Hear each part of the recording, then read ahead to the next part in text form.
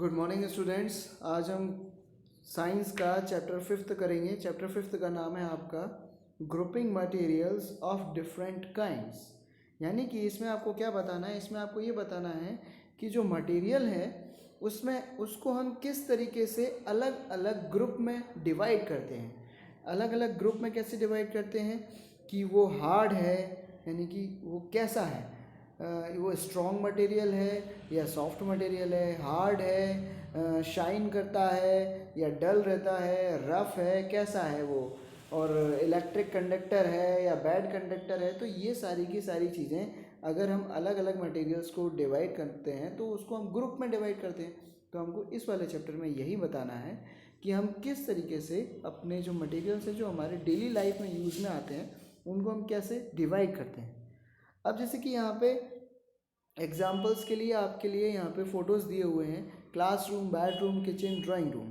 Classroom में लिखा हुआ है, जैसे सबसे ऊपर लिखा हुआ है, when you look around in your class you may find blackboard, chalk desk, table, chair, fan, tubelight, cupboard, bag, books, etc. तो देखिए सारे के सारे अलग अलग चीज़ों से बने। ब्लैक बोर्ड किससे बना रहता है, वो सीमेंट से और इन सारी चीज़ों से बना रहता है। चौक छोटे छोटे जो डस्ट पार्टिकल्स रहते हैं उनसे मिला के बनती है। डेस्क, अगर डेस्क कभी कभी स्कूल में या तो पूरी की पूरी मेटल की होती है, लोहे की होती है, या पूरी की पूरी वुड की होती है, लकड़ी की होती है। टेबल एंड चेयर का भी यही है। फ़ैन अलग चीज़ से बने होते हैं, ट्यूबलाइट अलग चीज़ से बनी होती है, बैग अलग चीज़ से बना होता है, और बुक्स अलग चीज़ से बनी होती है। ऐसे अलग अलग चीज़ें अलग अलग उसमें बनी होती हैं। तो उसी को हम कहते हैं कि हम इसको किस तरीके से अलग अलग ग्रुप में डिवाइड करेंगे। अब जैसे यहाँ पे एक और लिखा हुआ है ना, लुक अराउंड योर बेडरूम। अगर आप बेडरूम की तरफ देखेंगे तो बेडरूम में भी ऐसी हमको दिख जाएगा। हमको सारी की सारी चीज़ें जो दिखेंगी वो अलग अलग चीज़ों से बनी दिखेंगी, जैसे कि बेड हुआ, chair, table, cupboard, cloth, shoes, computer, ये भी सारे के सारे अलग अलग चीज़ों से बने हैं। किचन में भी ऐसा ही है, किचन में भी अलग अलग चीज़ों का यूज़ करते हैं, जैसे कि यूटेंसिल्स, बर्तन। बर्तन किससे बने होते हैं, यूटेंसिल्स को ही बर्तन कहते हैं। बर्तन मेटल से बने होते हैं। गैस स्टोव यानी कि आपकी जो गैस है वो किससे बनी है। सिलेंडर, माइक्रोवेव, रॉ फूड यानी कि जो हम खाते हैं खाना, जो पकाने से पहले जो रॉ फूड होता है उसको बोलते हैं रॉ फूड। तो रॉ फूड अलग ही रहता है वो। उसके बाद फिर वाटर, मिल्क, ये सारे के सारे उसमें आते हैं कि हम इसको अलग अलग मटेरियल से बनाते हैं। ठीक है। अब इसमें क्या लिखा है, ड्राइंग रूम का भी ऐसा ही है कि ड्राइंग रूम में भी ऐसा ही है। प्लेग्राउंड, अगर पार्क में जाते हैं तो पार्क का भी ऐसा ही पड़ता है। पार्क में भी हमको अलग अलग चीज़ें दिखती हैं जहाँ पे बच्चे खेलते हैं, जैसे कि यहाँ पे लिखा हुआ है, now look around in a playground और a park. In a park you may find different kind of reds, dog roaming, children playing, plant, grass, iron grills, cemented pathways to walk, etc.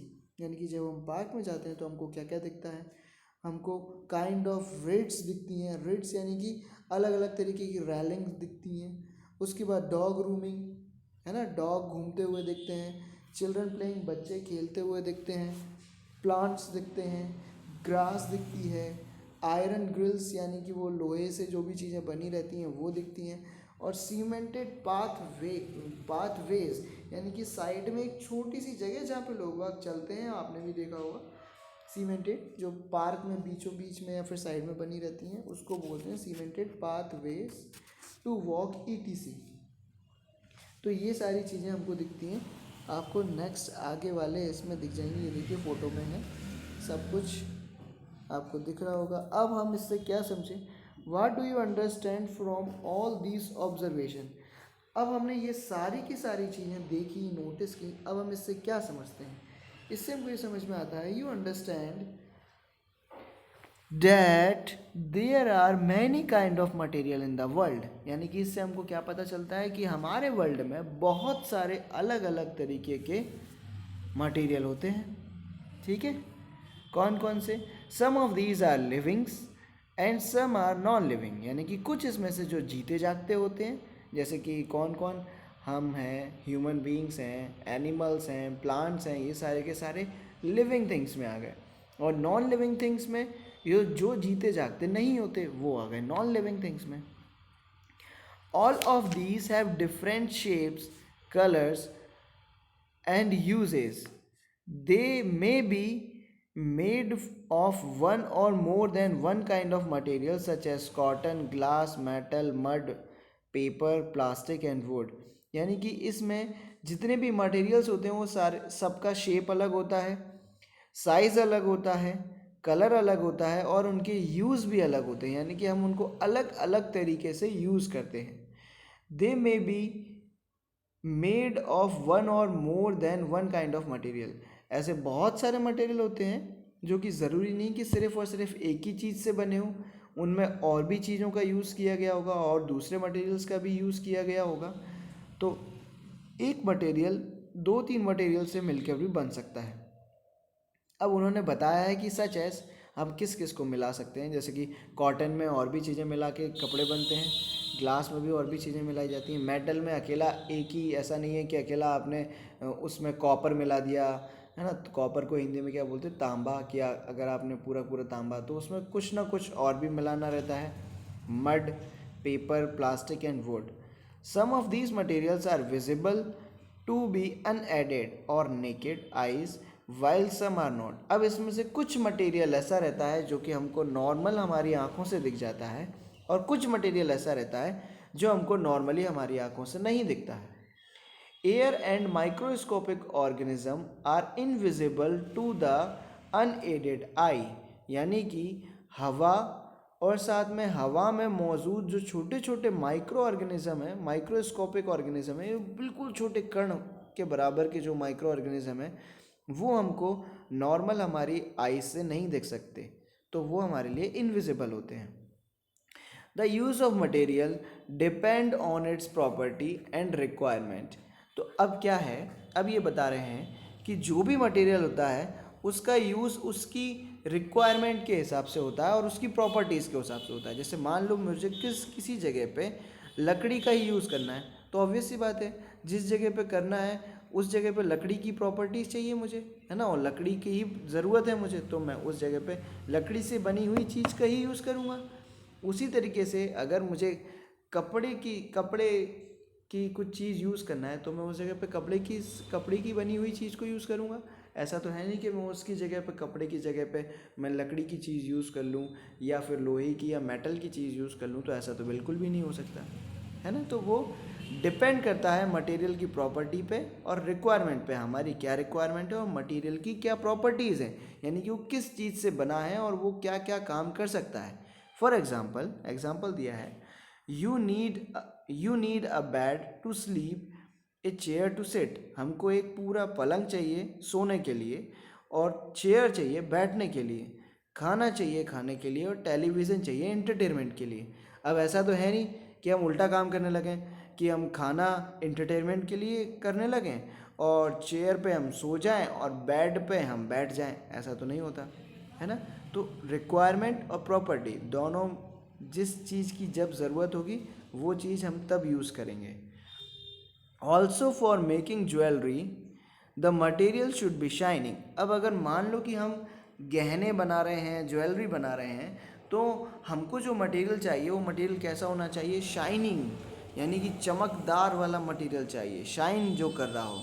और अगर हमको building बनानी है तो हमको ऐसा material चाहिए जो बहुत ज़्यादा मजबूत हो, स्ट्रॉन्ग हो. ठीक है. अब नेक्स्ट आता है ग्रुपिंग ऑफ मटेरियल्स और थिंग्स. यानी कि अब किस तरीके से मटेरियल को ग्रुप किया जाता है और कौन कौन सी चीज़ें रहती हैं. Why do you kept different things of material around you at different place. हम ऐसा क्यों करते हैं कि हम घर में भी ऐसा करते हैं कि बर्तन हम सारे के सारे एक साथ रखते हैं, कपड़े हम सारे के सारे एक साथ रखते हैं, बुक्स हम सारी की सारी एक साथ रखते हैं और इलेक्ट्रॉनिक सामान हम अलग रखते हैं. ऐसा क्यों करते हैं. Things and materials are kept और ग्रुप्ड टुगेदर फॉर कन्वीनियंस. ऐसा इसलिए करते हैं क्योंकि इससे हम कन्वीनियंट हो जाते हैं, हमको आराम मिलता है. कैसे, अगर मान लो कि हमको कपड़ों की ज़रूरत है तो हम सीधे डायरेक्ट जहाँ पे हमने सारे के सारे क्लोथ्स रखे हुए हैं हम सीधे डायरेक्ट वहीं जाएंगे और हमारे क्लोथ्स देखेंगे और बस हम वहाँ से यूज़ कर सकते हैं. इसी तरीके से अगर हमको बुक की ज़रूरत है तो जहाँ पे हम सारी की सारी बुक्स रखते हैं, हम बुक्स के पास जाएंगे और अपनी बुक्स सेलेक्ट करेंगे उसमें से और हम वहाँ से यूज़ कर सकते हैं। तो इसीलिए हम अलग अलग जगह पे ग्रुप बना के मटेरियल को रख सकते हैं। Grouping help you to locate a particular thing, यानी कि ग्रुपिंग क्या करता है, हमको लोकेट करता है, यानी कि हमको एक जगह बता देता है कि हाँ हमने वो वाली चीज़ उसी जगह पर रखी होगी और कहीं रखी नहीं होगी। ऐसे ही हम घर में करते हैं। Based on requirement things are kept at a place where they are needed, यानी कि अब वो हमारी मर्ज़ी है कि हमको वो वाली चीज़ कहाँ से चाहिए, तो वो हम अपने हिसाब से अपनी मर्ज़ी से रखते हैं। For example utensils are kept in the kitchen. Example दिया है इन्होंने कि यूटेंसिल्स यानी कि जितने भी बर्तन हैं वो हम कहाँ रखते हैं, किचन में। ऐसा तो है नहीं कि बर्तन हम जाके बेडरूम में रख दें, क्योंकि बेडरूम में तो बर्तनों की ज़रूरत पड़ेगी नहीं। तो इसीलिए हम बेडरूम में बर्तन नहीं रखते, हम बेडरूम में बेडरूम वाला सामान रखेंगे, किचन का सामान हम किचन में रखेंगे, ड्राइंग रूम का सामान हम ड्राइंग रूम में रखेंगे और क्लासरूम का सामान हम क्लासरूम में रखेंगे। ठीक है, इधर उधर नहीं कर सकते, और कर देंगे तो उसमें हमको ही प्रॉब्लम आएगा। Have you seen how different things are arranged in a grocery shop. अगर जैसे आप कभी दुकान पे गए होंगे तो आप दुकान पे भी आपने देखा होगा, जैसे कि ग्रॉसरी शॉप यानी कि किराने की दुकान पे जब हम जाएंगे तो हम देखते हैं वो सारे के सारे साबुन उसने एक साथ रखे हैं, बिस्किट्स एक साथ रखे हैं, है ना, शैम्पूज एक साथ रखे हैं, क्रीम एक साथ रखी हैं, ऑयल उसने सारे के सारे एक साथ रखे हैं, वो सिस्टमेटिक वे में जमा के रखता है। चॉकलेट्स वो एक साथ रखता है, टूथब्रश टूथपेस्ट वो एक साथ रखता है। तो ऐसे जिससे कि उसको डिफ़िकल्टी ना हो, उसको परेशानी ना हो ग्रॉसरी शॉप वाले को, दुकान वाले को, कि उसने कौन सी चीज़ कहाँ पर रखी है।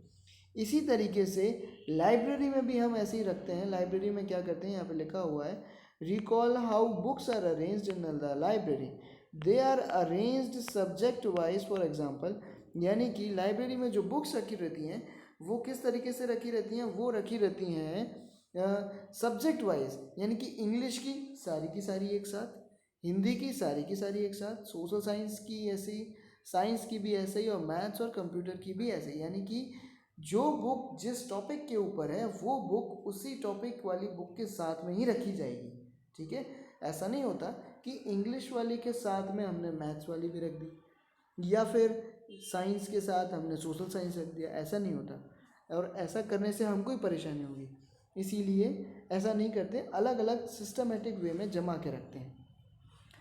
और इसी तरीके से क्या करते हैं, बुक को अल्फ़ाबेटिकल ऑर्डर में भी जमा के रखते हैं। अल्फ़ाबेटिकल ऑर्डर में कैसे, वो हमारी मर्ज़ी कि हम बुक के अल्फ़ाबेटिकल ऑर्डर कैसे, जैसे जिसने भी बुक लिखी है तो उस ऑथर के नाम के हिसाब से, जैसे मान लो ए से अगर किसी का नाम आ रहा है तो हम ए वाली बुक पहले रख देंगे, बी वाली उसके बाद में रखेंगे, सी वाली उसके बाद में रखेंगे, ऐसे। The process of shortening out and grouping things according to some basis are according to some basis or criteria is called classification। यानी कि उस वाली प्रोसेस को जिसमें हम चीज़ों को ग्रुप करके रख रहे हैं या छांट के रख रहे हैं, उस वाली पूरी प्रोसेस को और क्राइटेरिया को हम क्या बोलते हैं, हम बोलते हैं उसको क्लासिफिकेशन। अब एग्जांपल दिए हुए हैं इसमें, कौन कौन से होते हैं। Classification of things can be done on the basis of similarities and dissimilarities in their properties। For example, plants and animals are living things। अब क्लासिफिकेशन कैसे होता है, क्लासिफिकेशन ऐसे होता है या तो वो सारी की सारी चीज़ें सेम हो या वो सारी की सारी चीज़ें सेम ना हो, एक दूसरे के ओपोजिट में हो। फॉर एग्जाम्पल में दिया हुआ है जैसे कि प्लांट्स अलग होते हैं और एनिमल्स अलग होते हैं, लेकिन ये दोनों के दोनों लिविंग थिंग्स के अंदर आते हैं, तो इनको हम एक साथ रखेंगे। उसी तरीके से the similarity in them is that they are both made of cells, यानी कि ये इनमें क्या सिमिलरिटी है, इनमें सिमिलरिटी ये है कि ये दोनों के दोनों किससे बने हैं, ये दोनों के दोनों सेल से बने हैं। But there are many dissimilarities too, लेकिन दोनों में डिससिमिलरिटीज़ भी। प्लांट्स अलग होते हैं, एनिमल्स अलग होते हैं, आपको भी पता है, पेड़ अलग होते हैं, जानवर अलग होते हैं। बस इनमें एक ही चीज़ की सिमिलरिटी है, वो ये है कि दोनों के दोनों लिविंग थिंग्स हैं और वो जीते जागते हैं, और वो किससे बने हुए हैं, वो सेल्स से बने हुए हैं। ठीक है, चैप्टर 4 में हमने पढ़ा था कि फाइबर्स आर क्लासिफाइड इनटू, यानी कि जो फाइबर्स होते हैं वो हमने दो तरीके से क्लासीफाई किए थे, नेचुरल फाइबर और सिंथेटिक फाइबर, है ना। तो वो कैसे कैसे किया था, नेचुरल फाइबर यानी कि जो हमको नेचर से मिला, और सिंथेटिक फाइबर जो हम लोगों ने मैन मेड ने जो बनाया वो होता है सिंथेटिक फाइबर। तो इस तरीके से हम क्लासीफाई करते हैं।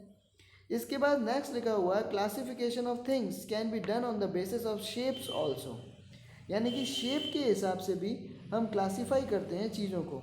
शेप के हिसाब से कैसे, things like Apple, orange, football, marble ball and rubber ball comes under the category और ग्रुप ऑफ राउंड और नियरली राउंड ऑब्जेक्ट, यानी कि जो गोल गोल वाली चीज़ें हैं हम उनको एक साथ देखते हैं या फिर एक साथ देखना पसंद करते हैं। फॉर एग्जाम्पल एप्पल, ऑरेंज और फुटबॉल गोल होते हैं, तो हमने क्या किया कि ये सारी की सारी चीज़ें गोल होती हैं तो हम इनको एक साथ रख सकते हैं। उसी तरीके से मार्बल बॉल, छोटी सी जो मार्बल बॉल आती है उसको, या फिर रबर बॉल, इसको हम क्या कहते हैं कि सारे के सारे गोल हैं, तो हमने इसको क्या किया कि ये शेप के हिसाब से हमने डिसाइड कर लिया कि हाँ इनको हमने क्लासीफाई कर लिया कि शेप के हिसाब से।